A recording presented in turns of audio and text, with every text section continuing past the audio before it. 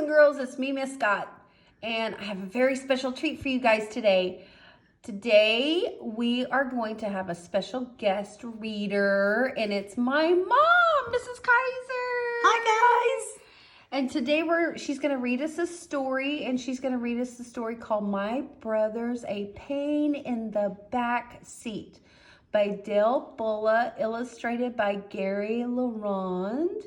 All right, this is Miss Kaiser. Hi, guys. I was a teacher. I'm still a teacher. I've also been a principal and a counselor, and I used to read this book a lot when I was a counselor because it's about being the oldest child. If you're the oldest child in the family, you hear things like, you should know better than that, act your age, be an example for your younger brothers and sisters. You're the oldest. Well, sometimes if you're the middle child, you also get things like that said to you. And if you're the youngest, sometimes you get away with a lot. Well, this is a book about some sibling rivalry. Okay, let's look at it. My Brother's a Pain in the Back Seat. When I was 10 years old, my pesky brother CJ drove me crazy every chance he got. He made my life difficult because he was younger. He could get away with anything. Since I was the oldest of 3 boys and 2 girls, I'd get blamed for everything, even things I didn't do. My parents said things like, act your age, Dale. You should know better. You're the oldest. Well, CJ took advantage of me because I was the oldest. He especially liked to blow spitballs at me. If I barely touched him, he screamed and said that I was beating him up, and I couldn't do anything about it because I was the oldest. My mother would say, overlook him, he's your little brother, and CJ would just smile. It happened over and over, even on vacation. When we were supposed to help with the suitcases, he'd whine, they're too heavy. So I'd have to take them. Then CJ did carry nothing, and if he did, he'd drop it, and then I'd have to go get it. I'll never forget one special trip. The car was loaded down. The 2 little ones, Sissy and Jonathan, climbed into the front seat with Mom and Dad. CJ and my sister Janet hopped in the back seat with me, and Dad was clearing his voice. Kids, he said, don't forget the rules in the car. He counted them off. Number 1, hush up in the back seat. We all chimed in together. I was always quiet because I knew the rules. Okay, Dad would say, what is rule number 2? Don't fight over the seats, we all called out. We never fought over seats in my dad's car. We each had our own spots and we sat there every time. I always sat in the back seat by the door. Behind my mom, I read books to entertain myself because our old 53 Chevy had no radio when I was 10, and most cars didn't even have radios then. Well, my sister Janet, she always sat in the middle next to me. She put her feet on the hump because she had short legs, and she spent the entire trip working puzzles, especially the dot-to-dot and maze puzzles. She loved to put her pencil on a maze puzzle where it said start here and try to find her way out of the maze. But if we hit a bump, her pencil would go shooting across the page. Then she'd have to erase it and start all over. My brother, CJ, always sat next to the other door behind Dad, and he never brought books or puzzles. Instead, he spent his entire time bothering me. Well, on this particular trip, all the kids are settled down as the car hums along the road. I'm quietly reading my books while Janet's working on her puzzles.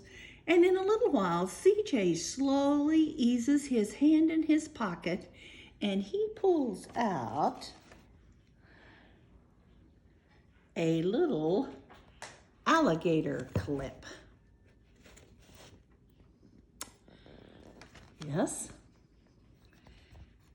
It was so small, I didn't notice it. And it's shaped like tiny clothespins and had these made out of stainless steel with sharp needle teeth.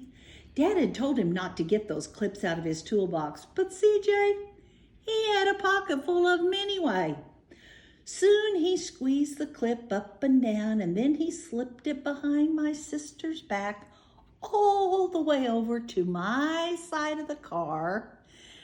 That's when I felt this sharp pinch, and I jumped and screamed, "Ow!"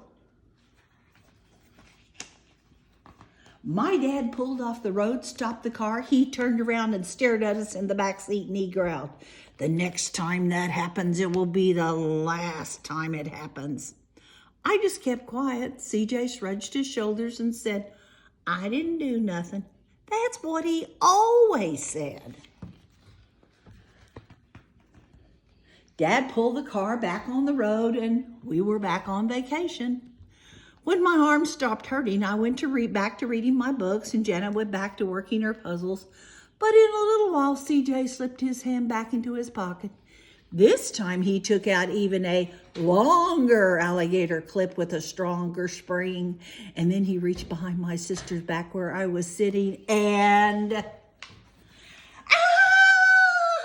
Ow! He got me again in the very same spot.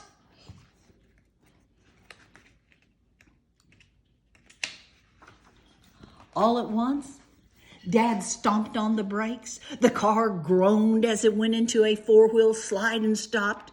We peeled ourselves off of the back of the front seat because our old car didn't have seat belts. Then something else happened. Dad did not say a word. My heart pounded as he got out. He stepped slowly to the back of the car. He opened CJ's door, reached into the back seat, and took my brother out. Dad lifted CJ up in the air, and my brother's eyes grew bigger and bigger as his feet dangled above the ground. His mouth dropped open, but no words came out. Daddy gritted his teeth. "Christopher James, I don't want to hear a word out of you for the next 30 minutes. And keep your hands to yourself. Got it?" With tears in his eyes, CJ nodded as Dad put him back in the car and closed the door, and we drove off. My brother sobbed softly. I grinned to myself. Dad had finally got the right one. After all these years, I felt experienced. I felt justification. It felt wonderful. And we were back on vacation. As we drove, my arms started hurting, and I went back to reading my books, and Janet went back to working her puzzle, but CJ just kept sniffling. His lips trembled as he finally said, "Mama, is 30 minutes up yet?" My mom looked at her watch. "Yes, it's been about 30 minutes, but don't make a bunch of noise and bother your father while he's driving. He has to watch the road." But, CJ whined. "Daddy, when you stopped the car back there and you took me out of the car and you held me up in the air, my shoes fell off." My dad immediately pulled the car off the road again and stopped. I thought I saw steam coming out of his ears as he turned around in his seat. He yanked off his hat and he glared at my brother. "Why in the world didn't you tell me?" "'Cause you told me not to say nothing," CJ said, all innocent-like. I knew Dad was trapped. For once, my brother had done exactly what he was told. He hadn't said a word. "We'll have to go back and get your shoes," Dad fussed. "Without those shoes, you'll be barefoot the rest of the vacation, CJ. We can't afford to buy you another pair." Daddy jerked the steering wheel around and pulled the gear shift down, and the car spun around and left burned rubber marks on the road. We tore back 30 miles to where those shoes were. Luckily, CJ's shoes were still there beside the road, and of course they'd been flattened and covered with tire tracks. My dad got out of the car, picked up the shoes, and threw them in the back seat. And we were back on vacation.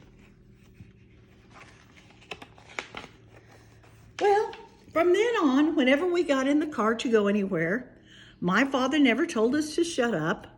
All he said was, "You better remember those shoes."